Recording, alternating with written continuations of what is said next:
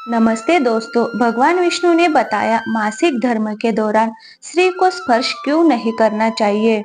दोस्तों, एक बार माता लक्ष्मी और भगवान विष्णु क्षीर सागर में शेषनाग की शैया पर विश्राम कर रहे होते हैं। तभी देवी लक्ष्मी भगवान विष्णु से पूछती है, हे प्रभु, आज मेरे मन में एक शंका उत्पन्न हो रही है जिससे केवल आप ही मेरी इस शंका का समाधान कर सकते हैं।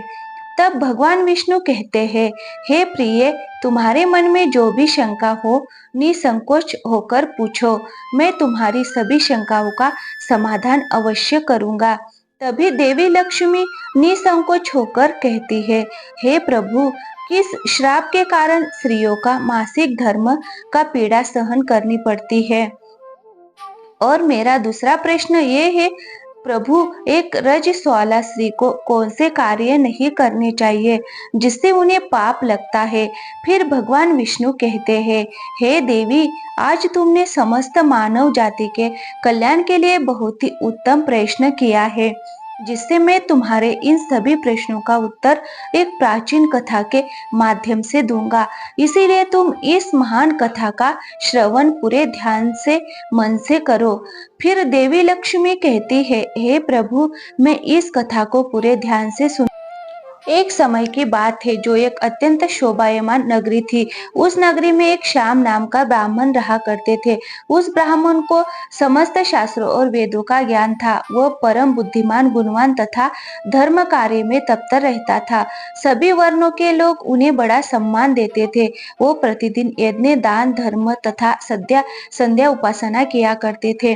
श्याम की पत्नी का नाम यशोदा था। वो भी अत्यंत चरित्रवान, गुणवान तथा पतिव्रता, धर्म का पालन करने वाली स्त्री थी। फिर एक दिन श्याम ने अपने घर पर सत्यनारायण की पूजा रखी और सभी ब्राह्मणों को स्वयं जाकर निमंत्रण दिया। नगर में निवास करने वाले समस्त मनुष्यों को उसने पूजा के लिए तथा भोजन के लिए बुलाया। फिर पूजा के दिन समस्त ब्राह्मण उसके घर पर पधारे। फिर श्याम ने सभी ब्राह्मणों का विधि पूर्वक पूजन किया और उनका आदर सत्कार किया। फिर उसने सभी ब्राह्मणों को घर के अंदर बुलाया और सुंदर आसन देकर उन्हें बिठाकर भोजन कराया। भोजन कराने के बाद उसने भगवान का स्मरण करते हुए सभी को वस्त्र आदि का दान करके विदा किया। फिर वो सभी ब्राह्मण देव शाम को आशीर्वाद देकर वहां से चले गए। इस प्रकार से पूजा संपन्न करके जब वो ब्राह्मण अपने घर के द्वार के सामने खड़ा रहा, तब उसने देखा कि उसके घर के सामने एक कुतिया और बैल बात कर रहे थे। उस ब्राह्मण ने उस कुतिया और बैल की पूरी बात सुनी तो उसे बड़ा आश्चर्य हुआ, क्योंकि वह कुतिया और बैल उसके माता पिता ही थे, जो पिछले जन्म के पाप के कारण इस जन्म में कुतिया और बैल बन गए थे। तब वो ब्राह्मण मन ही मन सोचने लगा, ये दोनों तो साक्षात मेरे माता पिता ही है, जो मेरे घर पर पशु बनकर आए हैं।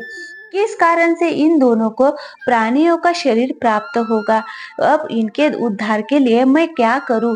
इस प्रकार विचार करते हुए उस ब्राह्मण को रात भर नींद नहीं आई और वो रात भर भगवान का स्मरण करते हुए सोच विचार करने लगा।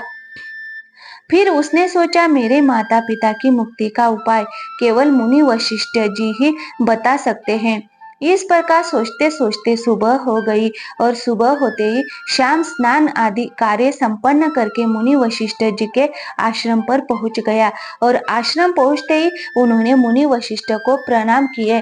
तब वशिष्ठ जी ने आशीर्वाद देते हुए कहा, हे ब्राह्मण श्रेष्ठ, आज किस कारण से आपका हमारे आश्रम में अचानक आगमन हुआ है। आप बहुत दुखी दिखाई पड़ रहे हो। आपके दुख का क्या कारण है, बताओ। फिर ब्राह्मण श्रेष्ठ श्याम कहता है, हे मुनिवर, आज मैं आपके पास एक शंका लेकर आया हूँ, जो मैं इस शंका से कितना भी प्रयास कर लूं बाहर निकल ही नहीं पा रहा हूँ। इसीलिए कृपया आप ही मुझे इस दुख से बाहर निकाल सकते हैं। फिर वशिष्ठ जी कहते हैं, हे ब्राह्मण, दुख ना करो, तुम्हारी जो भी शंका हो निसंकोच होकर पूछो, मैं अवश्य तुम्हारी शंका का समाधान करूंगा। फिर श्याम कहता है, हे मुनिवर, कल मैंने अपने घर पर भगवान विष्णु का पूजन किया तथा अनेक ब्राह्मणों को और भूखे लोगों को भोजन कराया। विधि पूर्वक भगवान का पूजन किया। फिर मेरे द्वार पर एक कुतिया और एक बैल आ गया। दोनों मेरे घर के सामने खड़े होकर बात कर रहे थे। सबसे पहले कुतिया उस बैल से इस प्रकार से कहने लगी, हे स्वामी, आज जो घटना घटी उसे सुनिए। हमारे पुत्र के घर में ब्राह्मणों के भोजन के लिए जो दूध रखा था, एक सांप ने उस दूध के बर्तन में अपना विष उगल दिया था, जिसे देखकर मुझे बड़ी चिंता होने लगी। उसी दूध से भोजन बनने वाला था। अगर सभी लोग उस दूध को खा लेते तो उनकी मृत्यु हो जाती। इसीलिए मैंने उस बर्तन में से सारा का सारा दूध पी लिया। जब बहू की दृष्टि मुझ पर पड़ी तो उसने मुझे खूब पीटा, जिससे मेरा अंग भंग हो गया। मुझे बहुत पीड़ा हो रही है, इसी कारण से मैं लड़खड़ाते हुए चल रही हूँ। मुझे ये पीड़ा सहन नहीं हो रही है। कुतिया की बात सुनकर वह बैल बहुत दुखी हुआ और वह खुद का वृत्तांत सुनाने लगा। हे प्रिय, अब मैं तुम्हें मेरे दुख का कारण सुनाता हूँ। मैं पूर्व जन्म में इस ब्राह्मण का पिता था। आज इस ब्राह्मण ने सभी लोगों को भोजन कराया, किंतु इसने मेरे सामने घास तक नहीं डाली और ना ही मुझे जल पिलाया। इसी कारण से मैं बहुत दुखी हो गया हूँ। फिर श्याम कहने लगा, इस प्रकार से अपने माता पिता को कुतिया और बैल के रूप में ऐसा बोलते हुए देखकर मुझे बड़ा दुख हो रहा है। मुझे रात भर नींद नहीं आ रही है। हर क्षण मुझे चिंता सता रही है। मैंने कभी कोई पाप नहीं किया है, हमेशा धर्म के कार्य किए हैं। फिर भी मेरे माता पिता को ऐसे कष्ट झेलने पड़ रहे हैं। इसी कारण से आज मैं आपके पास आया हूँ। कृपया आप अपनी योग्य शक्ति से पता करके मुझे बताइए कि किस कारण से मेरे माता पिता की ऐसी दुर्दशा हुई है और उनकी मुक्ति के लिए मुझे कौन सा कर्म करना चाहिए। फिर गुरु वशिष्ठ ध्यान लगाते हैं और अपनी योग शक्ति से उस ब्राह्मण के माता पिता के पूर्व जन्म के कर्मों को देखते हैं और देव शाम से कहने लगते हैं, हे ब्राह्मण, तुम्हारे माता पिता ने पिछले जन्म में घोर पाप किया है। उसी पाप के कारण आज उनकी ऐसी दुर्दशा हुई है। फिर श्याम कहता है, हे गुरुदेव, किस पाप के कारण मेरे माता पिता की दुर्दशा हुई है, कृपया विस्तार से बताइए, मैं जानना चाहता हूँ। फिर ऋषि वशिष्ठ कहते हैं, हे ब्राह्मण देवता, तुम ध्यान से सुनो। ये बैल जो तुम्हारे पिता है, ये पिछले जन्म में कुंडी नगर के श्रेष्ठ ब्राह्मण रहे थे। इन्होंने एक दिन एकादशी का व्रत करके भोजन किया था। एकादशी के व्रत के दिन इसने दान धर्म भी नहीं किया। इसने द्वार पर आई गायों को कभी भोजन नहीं खिलाया। इसने अपने पितरों का श्राद्ध भी विधि पूर्वक नहीं किया। तुम्हारे पिता ने पिछले जन्म में मासिक धर्म के दौरान ही तुम्हारी माता के साथ संबंध बनाया था और इसी पाप के कारण इसे इस जन्म में बैल का रूप प्राप्त हुआ है। अब तुम्हारी माता के बारे में सुनो। तुम्हारी माता ने रजस्वाला होते हुए भी भोजन बनाया। मासिक धर्म के दौरान ही इसने भगवान की पूजा की, तुलसी में जल चढ़ाया। रजस्वाला होते हुए भी इसने भगवान को भोग लगाया। इसी कारण से इसे महापाप लगने के कारण इस जन्म में कुतिया का रूप प्राप्त हुआ है। फिर श्याम कहता है, हे मुनिवर, अब आप मुझे मेरे माता पिता की मुक्ति के लिए उपाय बताइए। फिर वशिष्ठ जी कहते हैं, हे ब्राह्मण, तुम किसी भी अमावस्या के दिन अपने माता पिता की मुक्ति के लिए श्राद्ध तथा तर्पण करो और दान धर्म करो। गाय की सेवा करो और गौ माता को मिष्टान्न खिलाओ और अपने माता पिता की मुक्ति के लिए भगवान से प्रार्थना करो। फिर ब्राह्मण वही करता है और फिर उसके माता पिता को समस्त पापों से मुक्ति मिलती है। भगवान विष्णु माता लक्ष्मी से कहते हैं, अब मैं तुम्हें बताता हूँ किस कारण से स्त्री को मासिक धर्म से गुजरना पड़ता है। सत्ययुग में काल के नाम से प्रसिद्ध दानव हुआ करते थे, जिससे दानव होने के कारण उनका स्वभाव उग्र था और वो हमेशा ही युद्ध करने के लिए तत्पर रहते थे। फिर एक दिन सभी दानव उत्तरासुर के साथ मिलकर स्वर्ग लोक पर चढ़ाई करने लगे। उन असुरों के पास भयंकर शक्तिशाली अस्त्र थे जिसका देवता सामना ना कर सके और भागकर ब्रह्मदेव के पास चले गए। फिर ब्रह्मदेव ने उन्हें असुरों को परास्त करने का उपाय बताते हुए कहा, हे इंद्र, तुम इसी क्षण महर्षि दधीची के पास जाओ। वो उनके शरीर की हड्डियों से तुम्हें अस्त्र शस्त्र प्रदान करेंगे। उन्हीं अस्त्रों का प्रयोग करके तुम उत्तरासुर का वध कर सकोगे।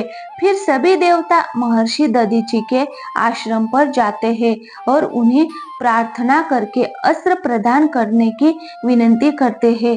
फिर संसार के कल्याण के लिए महर्षि दधीची अपने शरीर की हड्डियों से अस्त्र शस्त्र निर्माण करते हैं। उन्हीं अस्त्रों में से एक वज्र नाम का अस्त्र होता है जिसे देवराज इंद्र धारण कर लेते हैं। फिर सभी देवता गण उत्तरासुर के साथ युद्ध करने के लिए निकल जाते हैं। देवताओं और दानवों के बीच भीषण युद्ध होता है। सभी देवता आकाश में दानवों से युद्ध के लिए एकत्रित हो जाते हैं और प्रहार करने लगते हैं।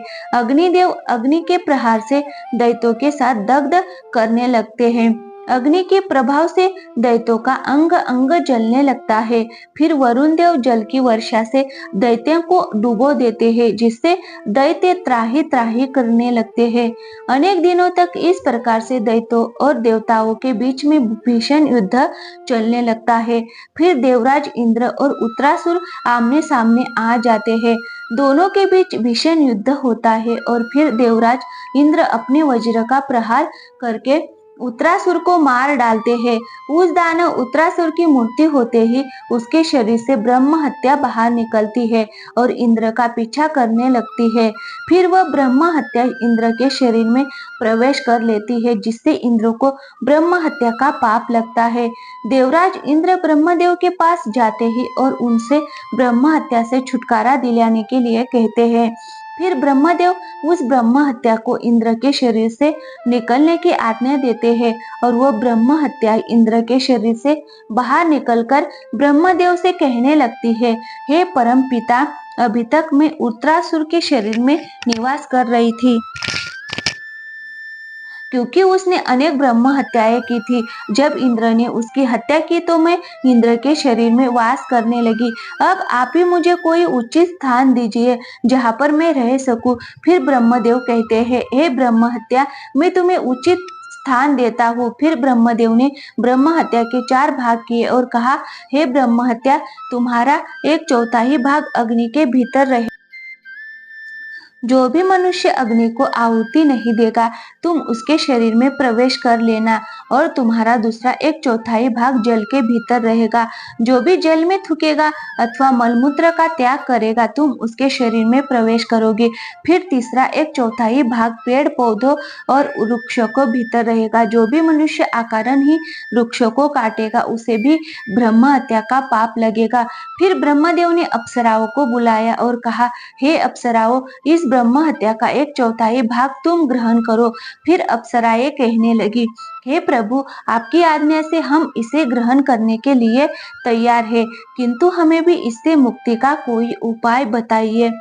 फिर ब्रह्मदेव कहने लगे, हे अप्सरा, जो भी पुरुष रजस्वाला स्त्री के साथ संबंध करेगा, उसके अंदर ये ब्रह्म हत्या प्रवेश कर जाएगी। इस प्रकार से ब्रह्म हत्या के 4 भाग हुए और एक अग्नि में, दूसरा जल में, तीसरा वृक्षों में और चौथा स्त्रियों के अंदर प्रवेश कर गया।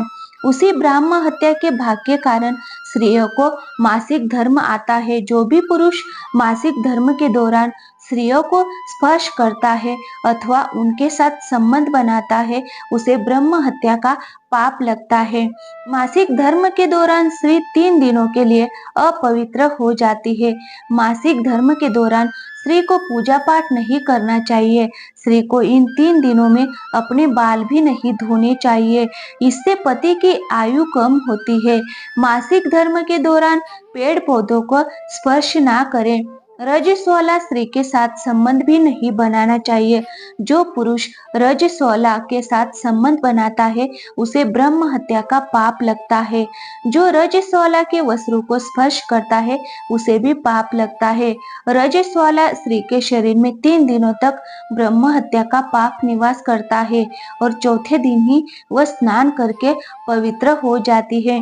चौथे दिन स्नान करने के पश्चात रजस्वला स्त्री को अपने पति का मुख देखना चाहिए, अन्य किसी पुरुष का मुख नहीं देखना चाहिए।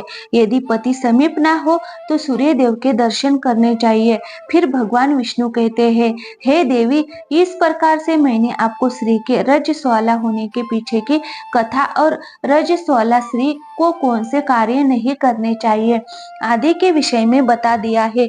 फिर माँ लक्ष्मी कहते हैं, हे प्रभु, आज आपने मुझे बहुत ही महत्वपूर्ण ज्ञान दिया है। मैं भी आपको वचन देती हूँ, जो भी स्त्री मासिक धर्म के दौरान पूजा पाठ करेगी, पति के साथ संबंध रखेगी, उसके घर में मैं प्रवेश कभी नहीं करूंगी। तो दोस्तों, इस प्रकार से मासिक धर्म के दौरान स्त्रियों को ये कार्य नहीं करने चाहिए। मैं आशा करती हूँ कि आपको ये वीडियो पसंद आया होगा। वीडियो पसंद आया हो तो प्लीज हमारे चैनल को सब्सक्राइब और लाइक जरूर कीजिए।